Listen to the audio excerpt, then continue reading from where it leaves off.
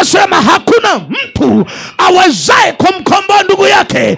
Ndipo Mungu akaanza kunifungua, akasema nazungumza habari ya ukombozi wa mwanadamu. Nazungumza habari ya kumtoa mtu kwenye mikono ya adui shetani. Kwenye mikono ya adui shetani hakuna mtu awezaye kumsaidia. Wakati Mungu ananisemesha, akasema sikiliza, katika ulimwengu huu shetani akikamata maisha ya mtu, akikamata maisha ya watoto wako, akikamata biashara yako, akikamata afya yako, hakuna mtu awezaye kumpokonya shetani mawindo yake. Nasema hivi, hayuko mtu awezaye kumpokonya shetani mawindo yake. Mnisikilize watu akasuru, tunaweza kutamba hapa, shetani hautuwezi, shetani hana nguvu, shetani sio wa kawaida. Usije ukafikiri ni mwepesi.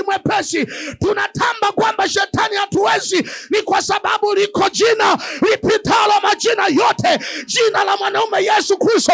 Ndio maana tunatamba, tunasema wachawi hamtuwezi. Watu akasuru, mnisikie, nje ya Yesu Kristo humuwezi shetani, nje ya Yesu Kristo huwezi wachawi, nje ya Yesu Kristo hakuna mtu awezaye kumkomboa ndugu yake, hakuna mtu awezaye kukusaidia, hakuna mtu awezaye kukutoa kwenye makano ya ibilisi. Watu wa mahali hapa, shetani hana historia ya kunyang'anywa mawindo yake na mwanadamu. Hana historia shetani ya kunyang'anywa mawindo yake na mganga wa kienyeji. Shetani kiboko yake ni moja tu, ni Mwokozi Yesu Kristo. Mwokozi Yesu Kristo akiingia ndani yako wewe, haleluya, haleluya, haleluya, haleluya, sikia wewe na cheo chako hatishi shetani.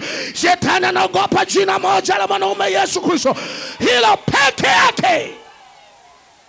Sikia wewe, wanaotesa maisha yako wala hawako mbali, ni familia yenu, ni ukoo wa kwenu. Wanatesa maisha yako wala hawako mbali na wewe. Huna Yesu Kristo, maana yake huna mkombozi, huna wa kukusaidia, huna wa kukutua hiyo mizigo.